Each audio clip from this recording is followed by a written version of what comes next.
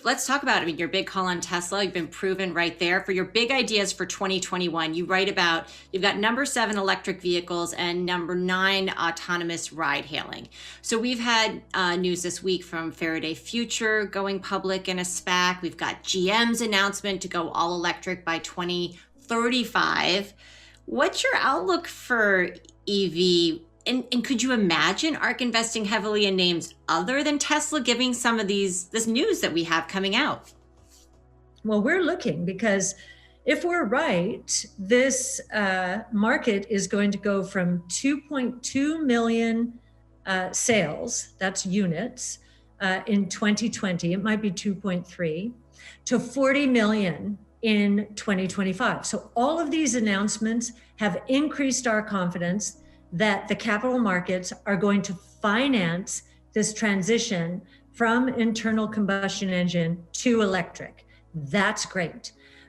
Who is going to be leading the charge, so to speak? We still think it is Tesla, certainly in the United States. Even in China, Tesla is the #1 brand. Now, the smaller vehicles in China, there is a company, I've forgotten its name.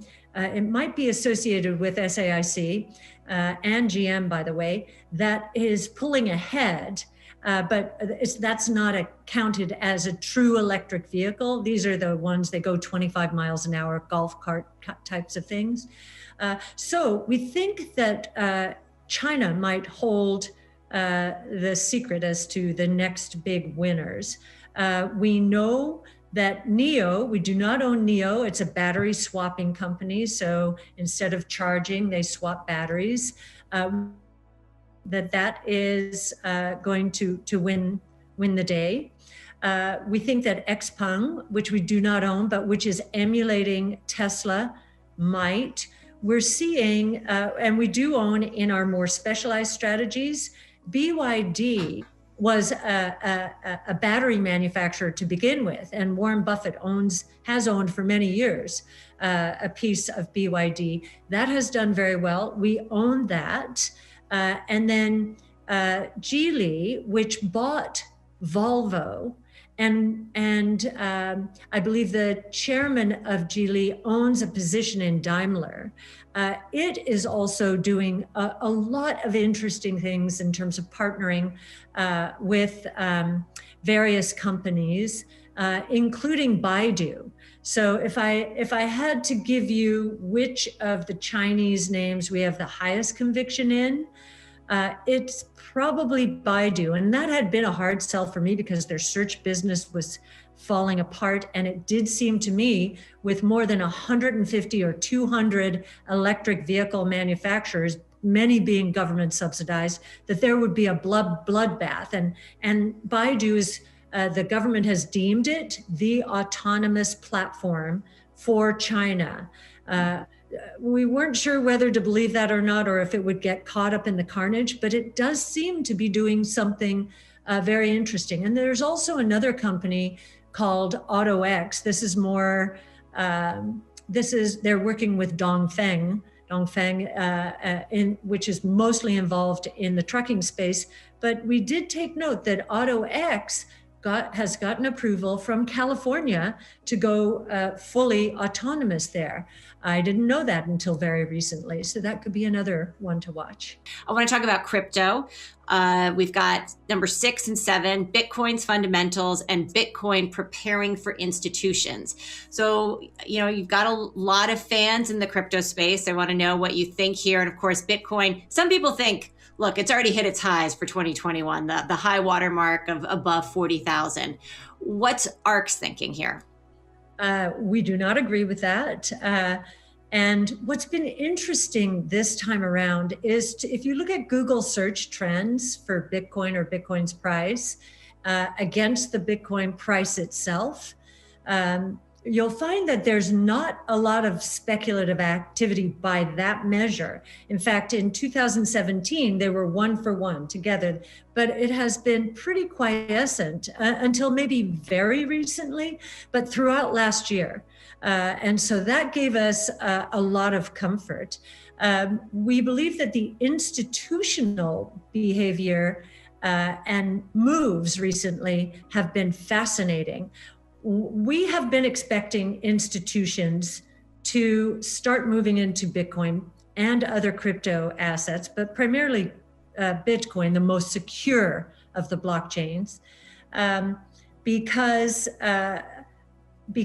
if you look at the correlation of Bitcoin's performance relative to any other asset class, it has the lowest correlation, meaning if you buy some Bitcoin, you will further diversify your portfolio and increase your returns with lower risk, right? So that's why institutions look for that low correlation. Bitcoin has it. And so that's clear. We have 10 years of history now. But what surprised me and us generally was to watch MicroStrategy, which has put all the cash on its balance sheet into Bitcoin, and even did another equity offering so it could put more cash on its balance sheet. And I think that's a little crazy, because I think the regulators will have something to say about this in terms of what is this? Is this company the MicroStrategy technology company, or is it like an ETF? So we don't know about that. But then you saw Square put 1% of all of its assets in Bitcoin. And I think you're going to see more of that.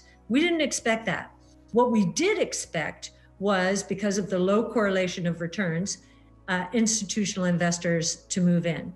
The most surprising one to me thus far has been MassMutual. It put $100 million into its general account. Now, its general account is enormous. So $100 million is something like 0.001. But what that move told us is, MassMutual is very conservative and very highly regulated.